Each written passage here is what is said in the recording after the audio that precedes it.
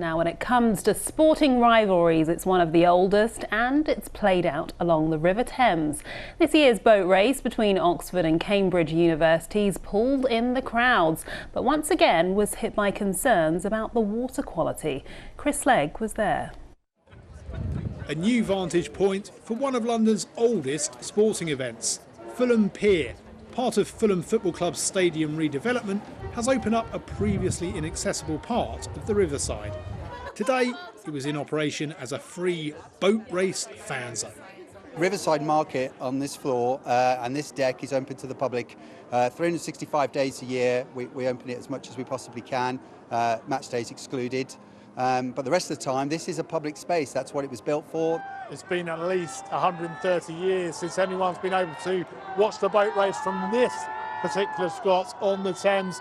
And people have been gathering here this afternoon to cheer on both crews with equal vigour. We're cheering on Oxford today. I think they've got a strong team and I think they're going to do well. It's a really nice event. It's really chilled and everybody enjoys themselves. Atmosphere is good. I can sense a bit of nerves, some tension, but I think everyone's really excited to see the racing begin. Totally rammed along here and everybody's enjoying it. Once it's not raining, have a good day. For the second year running, there's been concerns about the water quality, with River Action calling on Thames Water for an urgent clean-up. If this were a stretch of designated bathing water, it wouldn't be safe to swim and the government advice would be not to. So this stretch of water isn't a bathing water site, but it is where the rowers are going to be going past today, and we know that when the splashes come up from their blades that can go into their mouths, or if they've got open sores from all that training, that can go into their bloodstreams. When it came to the action on the water, Cambridge continued their recent dominance, winning the women's race for the 8th year in a row and securing a 6th triumph in the last 7 in the men's event. The party on the river will continue for a few more hours yet.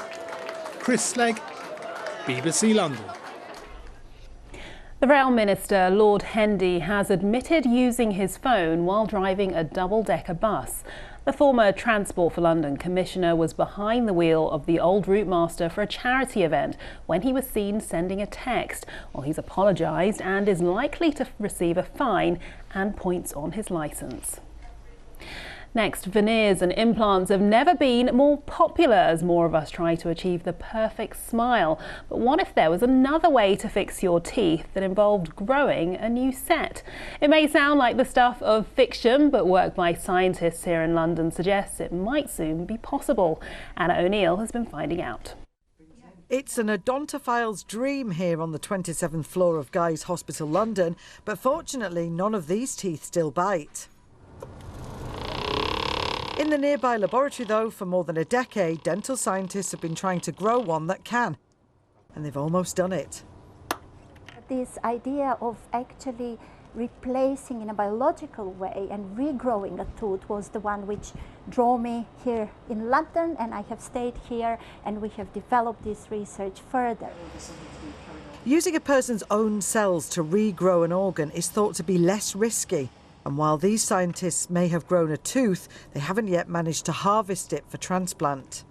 This is actually a section of little toothlets, tooth organoids, which were formed in a dish, in a lab. And you can see that already the cells which are responsible to make the enamel and the cells which are responsible for making the other parts of the tooth, they're all already committed, and they will be forming the dental tissues once we implant them.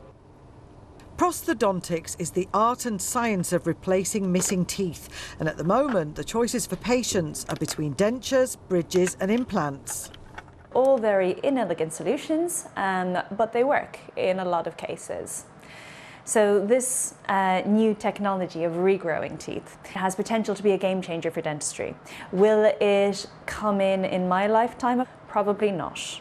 Will it be in for my children's dental lives? Maybe. And my children's children, hopefully.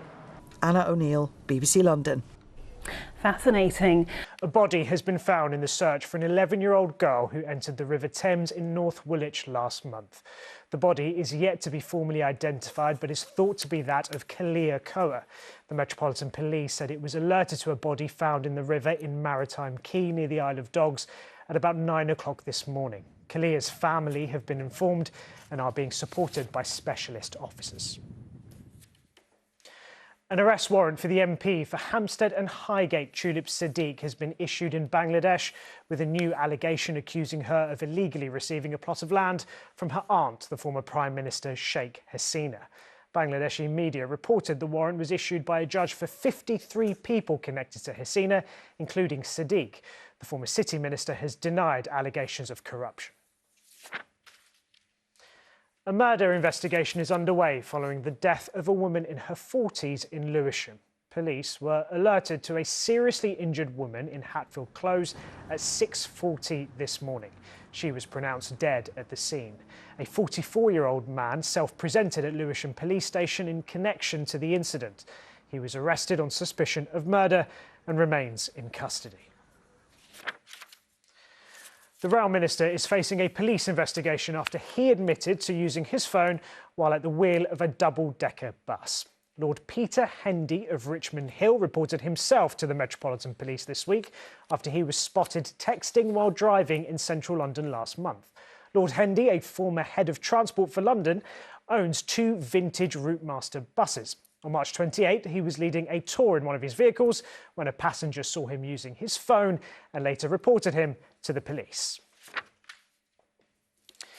The Oxford and Cambridge boat race returned to the Thames today, with Cambridge securing victories in both the men's and women's races. But the traditional sporting event was met with a very modern reality: the poor water quality in the Thames, meaning that the winning crews skipped the once customary tossing of the cocks into the river. Still, spirits remained high, as Anna Geary reports. Because of his victory. Unbeaten in the last 8. It is Cambridge again. The Cambridge women's crew won comfortably, in spite of an early clash. We're going to restart. Albeit less drama in the men's, although the outcome the same. The light blue boat defending the Cambridge title. The West London course covers 4¼ miles. Starting in Putney, it finishes in Mortlake. Hundreds of thousands of spectators lined the banks of the Thames in the glorious sunshine. Nearly always a beautiful day like this, so that helps definitely, and just being out by the waterside, and it's just that sense of celebration and joy. Grew up in Oxford, married to someone who grew up in Cambridge, so quite a bit of rivalry in our household. Excellent. We wanted to go see the races, and it's a really nice day, so why not? Why not? We live around the corner. I've just moved over to London, so just wanted to be a part of the vibe. Vibes that have a rich history rooted in the rivalry between the UK's 2 oldest universities. Today marks the 170th race for the men's crews, and it's the 79th edition for the female race. The only years that this official race didn't take place was during World War I and II, and in 2020 during the COVID pandemic. But water quality has been an ongoing concern in the run-up to today's races. The charity River Action claimed that in tests of the Thames for E. coli, samples fell below safety standards.